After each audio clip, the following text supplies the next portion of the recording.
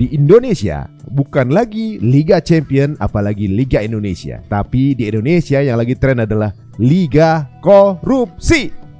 Seperti apa bila uang hasil korupsi disejajarkan? Nah, ini cukup viral. Angka senilai 300 triliun. Jika uang kertas 100 ribuan disusun berjajar sejauh total 300 triliun, maka panjangnya akan mencapai 468.000 kilometer. Jarak dari bumi ke bulan sekitar 384.400 kilometer. Tumpukan uang ini bisa mencapai bulan dan masih bersisa banyak. Dahsyat benar. Duit semua itu.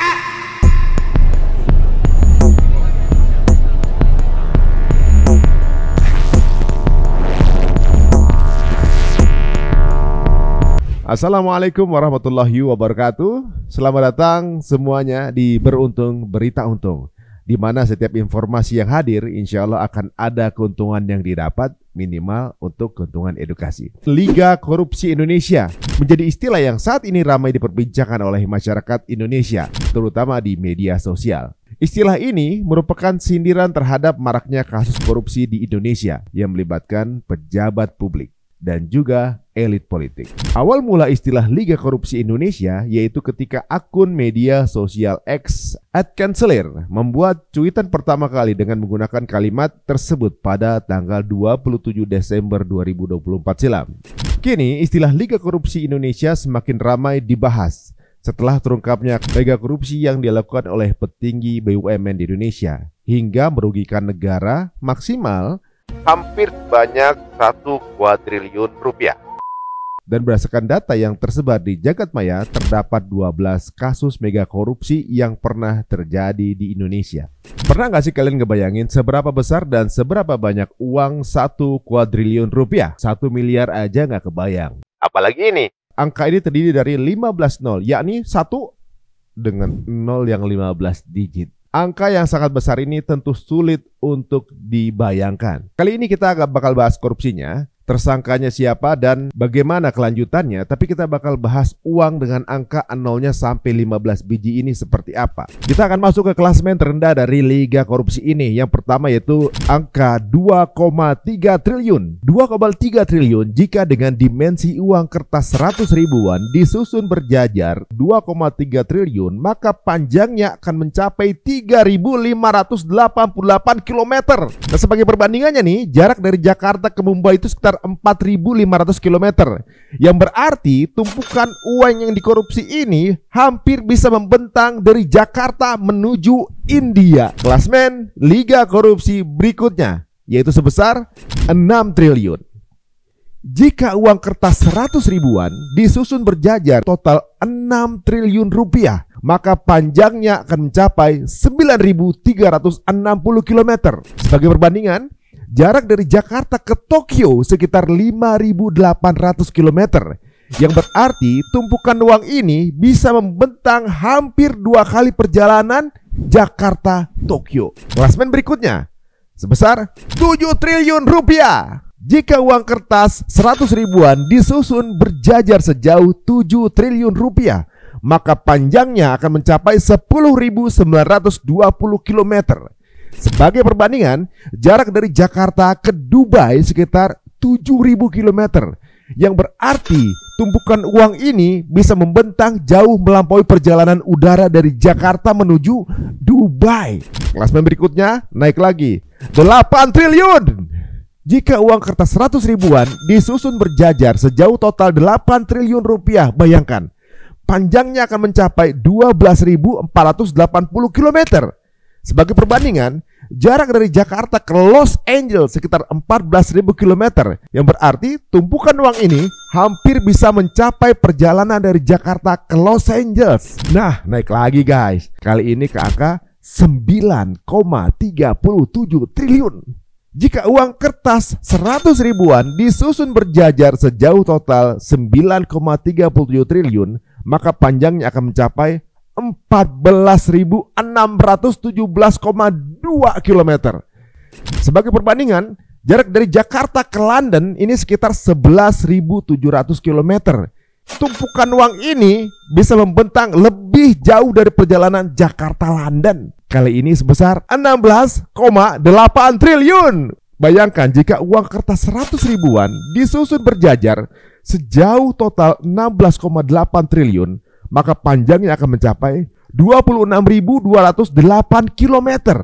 Nah, perbandingannya, jarak dari Jakarta ke New York itu sekitar 16.000 km. Yang berarti tumpukan uang ini bisa membentang lebih dari 1,5 kali perjalanan Jakarta New York. Apakah cukup segitu? Tidak, ada yang lebih tinggi dari itu. Berapa?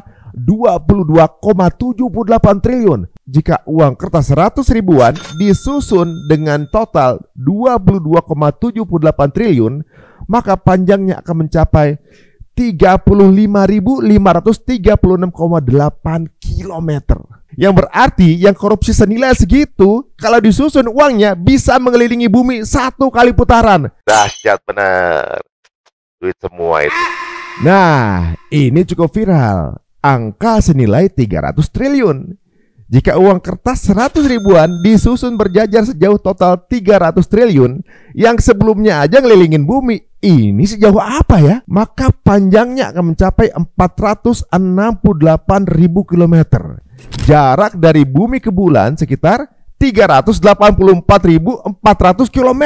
Tumpukan uang ini bisa mencapai bulan dan masih bersisa banyak. Guys, tapi tenang aja. Sebenarnya yang dikorupsi itu hanya data, bukan uang fisik. Maksudnya gimana? Karena kalau secara fisik sangat jarang ada individu yang benar-benar memegang uang tunai dalam jumlah triliunan rupiah. Kita hitung 1 triliun aja dulu. Karena 1 triliun aja belum pernah ada yang megang dan ngangkat 1 triliun itu. Karena ukuran dan berat uang dalam jumlah 1 triliun dalam uang kertas 100 ribuan itu setara dengan 10 juta lembar 100 ribuan. Beratnya berapa? Beratnya mencapai sekitar 100 ton. Nggak ada orang yang kuat ngangkat, ya. Jika 1 lembar uang 100 ribuannya ini kita hitung sekitar 1 gram aja. Nah, jika disusun dalam bentuk tumpukan, kalau tadi kan jajarin ya, sekarang tumpukan. Tumpukan itu tingginya bisa mencapai 1.560 km. Lebih tinggi dari orbit Stasiun Luar Angkasa Internasional ISS. Bayangin tuh ya. Itu cuma 1 triliun loh. Belum sampai 300 triliun atau belum sampai 1.000 triliun. Ini cuma 1 triliun. Bahkan pengamanan dan juga regulasi perbankan, bank dan juga lembaga keuangan tidak menyimpan uang fisik tunai dalam jumlah sebesar itu di satu tempat. Jadi nggak mungkin kan ada satu orang yang pernah megang secara fisik mengangkat 1 triliun rupiah karena emang nggak sanggup. Dan transaksi dalam jumlah triliunan biasanya dilakukan melalui transfer elektronik, bukan dalam bentuk uang tunai. Jadi kalau ada transaksi triliunan, pasti pengirimannya atau transaksinya by digital. 1 kuadriliun rupiah dalam konteks Indonesia sama dengan 1.000 triliun rupiah. Berarti jika kita memiliki 1.000 lembar uang pecahan 1 triliun rupiah, maka kita memiliki 1 kuadriliun rupiah. Bayangkan betapa banyaknya uang tersebut. Jumlah ini jauh melampaui kekayaan individu terkaya sekalipun di dunia. Hasil perhitungan dari ChatGPT menunjukkan bahwa jika 1 kuadriliun rupiah digunakan untuk membeli ponsel premium seperti iPhone 16 Pro Max, dengan asumsi harga iPhone 16 Pro Max 1 TB di Indonesia ini sekitar 35 juta rupiah, 1 kuadriliun rupiah dapat digunakan untuk membeli sekitar 28 juta unit ponsel tersebut. Gokil gak tuh? Sementara itu, jika 1 kuadriliun dialokasikan beli Samsung Galaxy S25 Ultra 1 TB dengan harga berkisar 28,9 juta rupiah, maka jumlah unit yang bisa dibeli mencapai sekitar 34 juta unit. Kebayangkan? Kalau buat beli HP murah yang sejutaan sampai berapa biji itu ya. Nah, sekarang kita coba hitung uang 1 kuadriliun ini dibagiin ke seluruh penduduk dunia dengan pikiran total penduduk dunia adalah 8 miliar jiwa. Bila dibagi rata total, setiap orang di dunia akan mendapatkan uang senilai 125.000 rupiah. Lalu, bila dibagikan rata ke penduduk Indonesia dengan total sekitar 280 juta orang, setiap orangnya akan dapat sekitar 3.570.000 rupiah. Ini mau yang muda, yang tua, bahkan mungkin bayi, semua dapat yang sama. Terus gimana kalau emas? Kalau ngikutin harga emas saat ini sekitar 1,5 juta rupiah per gram, maka 1 kuadriliun rupiah dapat membeli 833.000 ton emas. Jumlah ini lebih dari 60% dari total emas yang pernah ditambang di dunia. Mau dibandingin apa lagi? Rumah. Kita bandingin dengan harga rumah Jakarta di kisaran 1,2 M. Maka dengan uang segitu kita bisa membeli rumah di Jakarta sekitar 660 juta unit. Jumlah sebanyak itu juga nggak ketampung dengan luas DKI Jakarta.